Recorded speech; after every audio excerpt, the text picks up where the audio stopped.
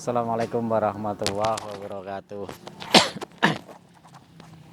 Jumpa lagi dengan saya Al-Fakir.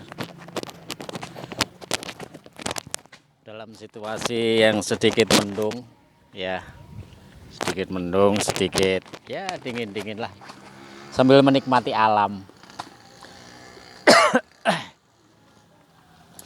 Akhir-akhir ini kita mungkin di medsos atau di tempat lain, di TV, di media-media yang lain itu sering terjadi perdebatan, ya, sering terjadi perdebatan yang mana kadang-kadang kita sendiri juga kadang-kadang tambah pusing gitu.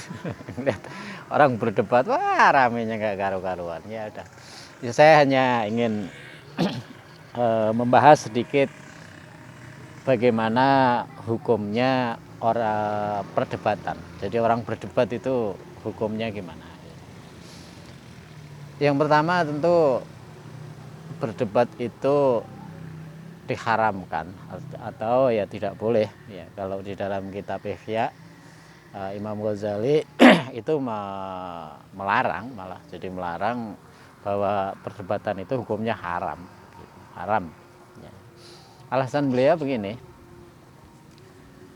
ketika seseorang berdebat, ya, berdebat itu tentu ada yang kalah dan ada yang menang.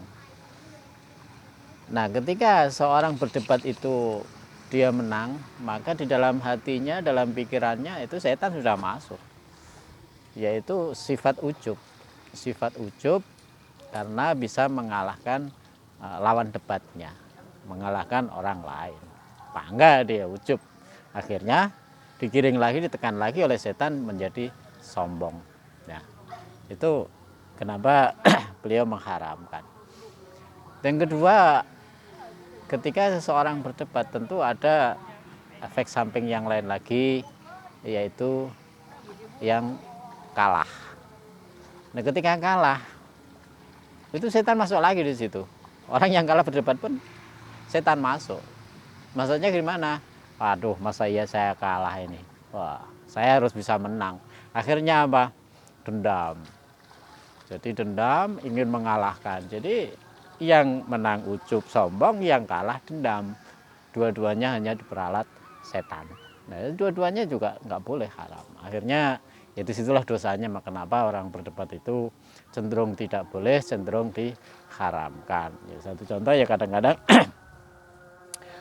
itu yang terjadi baik di medsos, ya, atau di WA, di Facebook, di TV bahkan, ya, itu terjadi debat kusir nggak karu-karuan itu, ya. Sebetulnya kalau kita mau mentelaah, ya ternyata seperti itu, efeknya memang seperti itu, ya. Jadi ya yang menang juga wah merasa bangga, merasa ujub sombong, saya bisa mengalahkan orang lain, ilmunya masih di bawah saya, itu kalah dia. Nah, kesombongannya seperti itu. Tapi kalau yang kalah, saya harus bisa mengalahkan lagi, dendam hatinya. Itulah yang kenapa Imam Ghazali itu di dalam kitabnya Ihya itu tidak boleh debat itu cenderung diharamkan oleh beliau, jadi tidak boleh. Tapi ada kalanya debat itu diperbolehkan. Artinya diperbolehkan itu dengan niat tujuan mencari suatu kebenaran. Nah, suatu kebenaran. Jadi boleh orang berdebat itu dengan niat mencari suatu kebenaran, tapi pun dengan syarat, dengan cara-cara yang baik. Itu dibolehkan orang berdebat itu. Jadi dengan pertama niatnya harus diluruskan untuk mencari kebenaran, mana yang benar pendapatnya atau orang lain yang benar. Terus kemudian itu pun dengan cara yang baik. Duduk di satu majelis, kemudian bawa kitabnya, rujukannya segala macam. Nah, itu debat yang dibolehkan.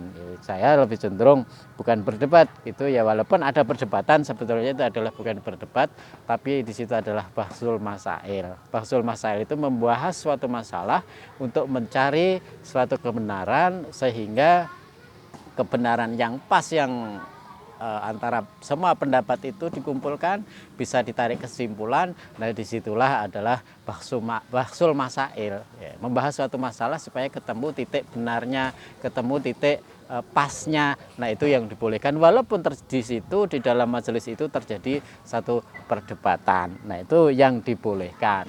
Jadi kalau berdebat itu sudah dari zaman dulu sudah ada. Jadi zaman dulu sudah ada. Jadi zamannya Nabi Adam dengan iblis, zamannya Nabi Adam pun ketika diciptakan juga iblis protes sama Allah, berdebat dengan Allah itu. Ana khalaqta min nar, Adam khalaqta min tin, karena dia merasa lebih mulia, mendebat Allah gitu. Ya itu sudah dari zaman dulu udah. Makanya nggak usah kaget kalau orang sekarang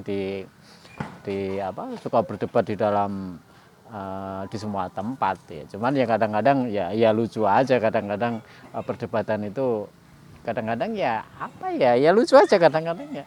Satu contoh begini ya. Satu contoh begini. Seseorang di dalam agama kita sendiri ya.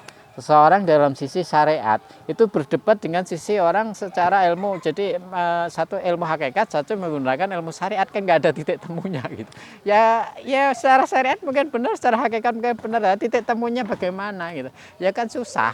Yang satu satu masuk dari sisi syariat, satu dari sisi hakikat, bahkan satu dari sisi ma'rifat. Nggak ada titik temunya. Ibarat begini, orang mau ke Jakarta. Orang mau ke Jakarta berdebat. Yang benar mau ke Jakarta itu lewat naik bis, lewat jalan darat. Lewat jalan darat. Gitu. Terus yang satu yang enggak, yang benar itu naik kereta. Lewat rel. Terus yang satu lagi, yang benar itu lewat laut. Dari Surabaya misalnya mau ke Jakarta, yang benar lewat laut. Dari Tanjung Perak ke Tanjung Priok. Terus satu lagi yang benar ya dari Juanda sampai Cengkareng naik pesawat. Nah ya kan konyol, masing-masing berbeda pendapat dengan pendapatnya masing-masing, walaupun pendapatnya itu ya benar, tapi ya itu tadi, karena apa, tidak bisa melihat dari sisi yang lain ya, seperti itu. Jadi kenapa perbedaan pendapat terus dari sisi A saling menyalahkan dari sisi B itu karena apa? Karena tidak melihat suatu ilmu itu secara penuh, secara utuh, sehingga ya terjadilah perdebatan itu. Ya satu contoh begini, ini saya ambil contoh. Ini bungkus begini ya. Nah ini bungkus. Ketika kita melihat sesuatu ini dari depan, bungkus ini begini bentuknya, ada tulisan merah. Ya. Ya, yang si A misalnya berpendapat ini bentuknya begini, ada tulisan merah. Lalu si B melihatnya dari belakang sini. Nah, enggak ada tulisan merah. Saya melihatnya begini, wah kan beda lagi, ini udah urusannya. Nah, satu lagi si D ada ini ya, melihat ada yang kentil-kentil ini. Coba kalau dilihat di penuh, ya dari sisi dari sini, dari sini, dari sini. Nah kan enak dilihat, oh ternyata bukan merah ya betul ya, ini ya betul.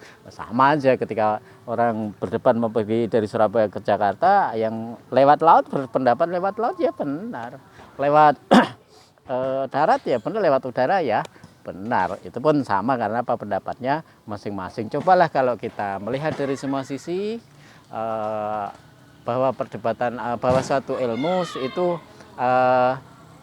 harus dilihat semua dari semua sisi yang utuh. Itu insya Allah perdebatan itu sebetulnya tidak akan terjadi debat kusir yang nggak jelas ujung pangkalnya gitu.